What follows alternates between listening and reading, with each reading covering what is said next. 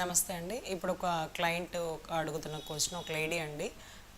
పెళ్లి చేసుకున్నారు. పెళ్లి చేసుకున్న తర్వాత భర్త మగవాడు కాదని పెళ్ళైన మరుసటి క్షణమే తెలిసిందండి. శోభనం రాత్రి, ఫస్ట్ నైట్ రాత్రి తెలిసిందట.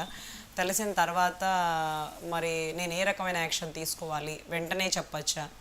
మళ్ళా కొన్ని రోజులు గ్యాప్ ఉంచాలా? లేకపోతే ఒకవేళ ఏదన్నా హెల్త్ ఇష్యూస్ వల్ల అలా జరిగిందా? రేపు ఏదన్నా అతను పార్టిసిపేట్ చేయడానికి అవకాశం ఉందా? అసలు అతను మగవాడా కాదా? నేను ఎలా తెలుసుకోవాలి? ఏం చేయాలి అంటూ అడుగుతుందా సోదరి అడిగిన ప్రశ్న. ఆ ప్రశ్నలో మనం ఆన్సర్ చెప్పగలమా లేదా అంటే అది ఒక రోజుతో పోయేది కాదండి. ఒక్కొక్కసారి ఒక నోటి మాటతో అయ్యేది కూడా కాదు. ఒక్కొక్కసారి ఏమవుతుందంటే వీళ్ళకి కొంచెం అంటే జెంట్స్లో ఉండేటువంటి హెల్త్ ఇష్యూస్ వల్ల కూడా ఆ టైంకి అలా జరగకపోయి ఉండొచ్చు. ఒకవేళ ఒక 1 వీక్ 1 మంత్ వెయిట్ చేస్తే మీకు ఏదైనా సోర్స్ ఉండే అవకాశం ఉండొచ్చు. ఆ ఒక్కరోజు ఒకళ్ళ భయం వల్ల అది మీ ఇద్దరి మధ్యన రిలేషన్ డెవలప్ కాకపోవచ్చు. ఒక 1 వీక్ ఒక 1 మంత్ చూడండి అమ్మా. అది కూడా మీకు కన్వీనియంట్గా అతను కనుక పార్టిసిపేట్ చేయలేకపోతే యూ ప్లీజ్ డిసైడెడ్ అనమాట. మీరు అక్కడ డిసైడ్ అయిపోండి. తర్వాత దీనికి సంబంధించి మీరు ఎలా యాక్షన్ తీసుకోవాలని అడిగినారు. ఒకవేళ అతను గనక పొటెన్షియల్ టెస్ట్లో ప్రూవ్ అయ్యి అతను he was not suitable for the sex అని కానీ ఇంకేదన్నా మీకు పొటెన్షియల్ టెస్ట్లో ఎవిడెంటరీగా వస్తే ఇది అతనికి తెలిసే చేసినాడా? వాళ్ళ పేరెంట్స్ కూడా తెలిసి ఇంటెన్షనల్గా చేశారా? ఇదంతా గ్రౌండ్స్ చూడండి అమ్మా. మామూలుగా అయితే దీన్ని కోర్టులో వేయాలా, ఎక్కడ వేయాలా అని అడిగారు కదా. మీరు 420 ఐపీసీసీ చీటింగ్ కేసు కింద కట్టచ్చు. నన్ను అబ్బాయి అని చెప్పి మోసం చేసి పెళ్లి చేశారు, అతను శారీరకంగా పనికిరాడని అతనికి ముందే తెలిసి చేసుకున్నాడు, లేకపోతే పేదింటి అమ్మాయిని కదా నోరెత్తనని చేసుకున్నాడు, లేకపోతే వాళ్ళ తల్లిదండ్రులు అందరూ మా కుటుంబం పరువు తీసేశారు, ఈరోజు నేను డైవర్స్ తీసుకున్నా, ఇది రీజన్ అంటే ఎవరు నమ్మరు, అతను చూడడానికి అంతా బాగుంటాడు, నేను చెప్పిన మాట ఎవరు నమ్మరు, ఈ టెస్ట్ రిపోర్ట్లు ప్రతి ఒక్కరికి నేను చూపించలేనని అడుగుతుంది. సోదరికి మనం ఇచ్చే సలహా ఏంటి? అమ్మ, మీరు ధైర్యాన్ని పుంజుకోండి. మీరు చెప్పేది నిజమా అబద్ధం అనేది సొసైటీ నమ్మాల్సిన పని లేదు. మీరు కాన్ఫిడెన్స్గా ఉండండి. అనుకోకుండా జరిగిందా, లేకపోతే ఒకళ్ళ నెత్తిన నుండి ఇలా దరిద్రం పోయిందా అనేసి తెలుసుకోండి.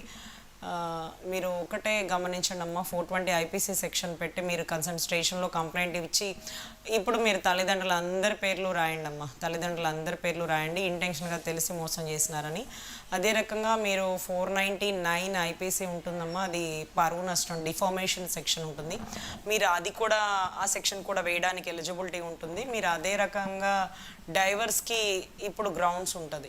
He was not suitable for sex, అతనికి తెలిసే చేసినాడు, నా లైఫ్ని స్పాయిల్ చేసినాడు, నాకు కెరియర్లో సెకండ్ అనే ఒక స్టాంప్ వేసినాడు, ఇంటెన్షన్గా నా పరువు పోయింది, నాకు ఉండేటటువంటి హోప్స్ పోయినాయి, నా హ్యాపీనెస్కి దూరం అయ్యాను. ఇవన్నీ గ్రౌండ్స్ చేసుకొని మీరు డైవర్స్కి అడగండి, తొందరగా వచ్చేస్తుంది. వితిన్ 6 months 1 yearలో డైవర్స్, 6 monthsలోనే డైవర్స్ శాంక్షన్ అయిపోతుంది. బట్ పొటెన్షియల్ రిపోర్ట్, మీరు ఇచ్చిన రిపోర్ట్తో పాటుగా కోర్టు ఇంకొక కన్సర్న్ గవర్నమెంట్ ఆఫీసర్తో మళ్ళీ టెస్ట్ చేపిస్తుంది. ఆ టెస్ట్ రిపోర్ట్లో కనుక సేమ్ రిపోర్ట్ వస్తే మీరు అనుకున్నట్టుగా ఒక వితిన్ 6 monthsలో డైవర్స్ అనేది వచ్చేస్తుంది. పెళ్ళికి అయిన ఖర్చు అని మీరు అడిగినారమ్మా. పెళ్ళికి అయిన ఖర్చు మీరు ఎంత ఇచ్చారు అంతకి 2x మీరు తీసుకునే అవకాశం ఉంటుంది. ఎందుకంటే ఇది తప్పు, ఇలా చేయకూడదు అని ఇతనికి చెప్పడమే కాదమ్మా, ఇతని లాంటి వెనకాల వాళ్ళకి జడ్జి గారు ఒక సజెషన్ కాదు, ఒక అడ్వైస్ కాదు, ఒక ఆర్డర్ ఇష్యూ చేసినట్టు. చూడండి, ఇతను తప్పు చేశాడు, తెలిసి చేశాడు, ఇంకెవరన్నా ఇలాగే చేస్తే ఇదే పనిష్మెంట్తో పాటు ఇంకా పనిష్మెంట్ పెరుగుతుంది. ఇతను నాకు తెలియక ఇంత పనిష్మెంట్ ఉందని తెలియక చేసినాను అన్నాడు. చూడండి, ఈ పనిష్మెంట్ ఉందని సొసైటీకి మేము తెలియజేస్తున్నాం. సో దయచేసి మీరు తెలిసి తప్పు చేయకండి. తెలియక తప్పు చేయడం వేరు, తెలిసి ఈ తప్పుకు పనిష్మెంట్ ఉంటుందా లేదని తెలియక చేయడం వేరు. నోరు మూసుకొని ఉండడానికి ఆడపిల్లలేమి ఆట వస్తువులు కాదు, మీ కాలు కింద తొక్కేటటువంటి చెప్పులు కాదు. సో మీరు దయచేసి గుర్తించండి, ఇది మీ ఇంట్లో మీ కుటుంబ సభ్యుల మధ్య కాదు, బయట నుంచి వచ్చే ఆడపిల్లని బాధ పెట్టడం అంటే.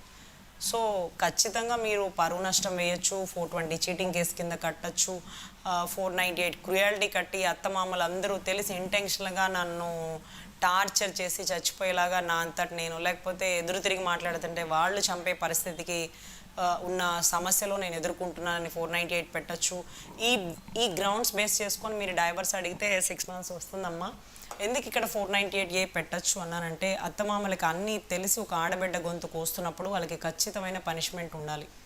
కన్నెపిల్లగా ఎన్నో ఆశలతో ఎన్నో కోరికలతో ఆ అబ్బాయిని పెళ్లి చేసుకుందాం అని అడుగుపెట్టి ఆ ఇంట్లో ప్రవేశించినప్పుడు ఆ 4 గోడల మధ్య ఆ అమ్మాయి అనుభవించిన మానసిక క్షోభ, భయం అదంతా మాట రూపంలో చెప్పలేము, ఒక చేతిరాతగా కంప్లైంట్ రూపంలో ఇవ్వలేము. ఆ బాధ జడ్జి గారు తండ్రి స్థానంలో ఉంటారు, దేవుడి స్థానంలో ఉంటారు కాబట్టి ఆయన అర్థం చేసుకుంటాడు. ఖచ్చితమైన పనిష్మెంట్ వాళ్ళకి విధిస్తారు. అదే రకంగా ఆ అమ్మాయి పెళ్ళికైన ఖర్చు, కాంపన్సేషన్, అమ్మాయికి పోయిన పరువుని తీసుకురాలేరు కాబట్టి ఆ అమ్మాయి ఆశలు, ఆ కళలు అవన్నీ వెనక్కి తీసుకురాలేరు కాబట్టి ఖచ్చితమైన నష్టపరిహారం వస్తుంది, అతనికి పనిష్మెంట్ పడుతుంది. ఇటువంటి తప్పు మళ్ళీ ఇంకొకళ్ళు చేయకుండా ముందుగానే కన్సర్న్ జడ్జిమెంట్ అనేది ఉంటుందమ్మా. మీరు దయచేసి ధైర్యాన్ని కోల్పోవద్దు. ఒక రోజులో కంప్లైంట్ ఇవ్వచ్చా, వెంటనే కంప్లైంట్ ఇవ్వచ్చా, లేకపోతే కొంత టైం ఉండొచ్చా అని మీరు అడిగారు. మీరు ఒకసారి అది మీ పర్సనల్ థింగ్ అమ్మా. నేను ఏం చెప్తున్నానంటే ఒకవేళ హెల్త్ ఇష్యూస్ వండి లేకపోతే ఏదైనా టెన్షన్స్ వల్ల అతను ఆ రోజు పార్టిసిపేట్ చేయలేకపోవచ్చు. మీరు కొంత టైం తీసుకోండి, ఒక 1 వీక్ 1 మంత్ అయినా పర్లేదమ్మా. వెంటనే పెట్టినా ఒక రకం ఉంటుంది, 1 మంత్ తర్వాత పెట్టినా ఒక రకం ఉంటుంది. 1 మంత్ టైం తీసుకోండి. అతను నా ఏదో హెల్త్ ఇష్యూస్ వల్ల ఇలా ఉంటే చూడు నా మీద ఈ నింద వేసేసి నువ్వు వెళ్ళిపోవడం కరెక్ట్ కాదు అంటాడేమో. ఒక 1 మంత్ టైం తీసుకోండి, తర్వాత మీరు కంప్లైంట్ పెట్టండి. ఎప్పుడైనా ఒకటే పనిష్మెంట్, మీరేమి భయపడకండి. వెంటనే పెడితేనే కేసు కడతారా, 1 మంత్ తర్వాత ఎందుకు ఆగేమంటారేమోను. నేను అతనిలో మార్పు వస్తుందేమో నేను చూస్తున్నానండి. నిజంగా నాకు తెలియదు కదా హెల్త్ ఇష్యూస్ వల్ల వస్తుందా, నిజంగా ఈ వాజ్ నాట్ సూటబులా కాదా, నాకు అసలు ఎలా తెలుస్తుంది. నేను ఇప్పుడే అదేమంటే ఒక ఎక్స్పీరియన్స్ లేని ఎగ్జామ్ లాంటిదండి, ఎవడు ప్రాక్టీస్ చేసి పంపించడు. సో ఇటువంటి విషయంలో ప్లీజ్ దయచేసి మీరు కంగారు పడకండి అమ్మా. ఒక 1 మంత్ వెయిట్ చేయండి. తర్వాత మీరు తీసుకోవాల్సిన డెసిషన్ తీసుకోండి. మీరు పరువు నష్టం వేసుకోవచ్చు, IPC 420 చీటింగ్ కేసు కింద కట్టుకోవచ్చు. ఈ గ్రౌండ్స్ బేస్ చేసుకొని మీరు డైవర్స్కి అప్లై చేసుకోవచ్చు. తర్వాత ఇది అత్తమామలకి ఆడబిడ్డలకి అందరూ తెలిసే చేస్తే మాత్రం మీరు 498 క్రూయాలిటీ కట్టి అందరికీ పనిష్మెంట్ వేయచ్చమ్మా. సో ఖచ్చితంగా మీరు దీంట్లో ముఖ్యంగా మీరు తెలుసుకోవాల్సింది, మీరు ధైర్యాన్ని కోల్పోవద్దు. మీ కుటుంబానికి అంటే మీ తల్లిదండ్రులకి మీ అక్క చెల్లెలకి సపోర్ట్ ఇవ్వండి, భయపడకండి, బాధపడకండి. అదేంటంటే ఒక పాసింగ్ క్లౌడ్స్ లాగా ఫీల్ అవ్వండి. ఏదో వస్తుంటాయి పోతుంటాయి కష్టాలు. అన్ని సీజన్స్ లైఫ్లో రావాలి కదా, ఎప్పుడు ఆకురాల్చు కాలమే ఉండదు కదా, వసంతకాలం వస్తుంది కదా. సో ఇప్పుడు మీ లైఫ్లో ఆకురాల్చు కాలంలో మీరు ఉన్నారనుకోండి, నెక్స్ట్ మంచి వసంతకాలం వస్తుంది.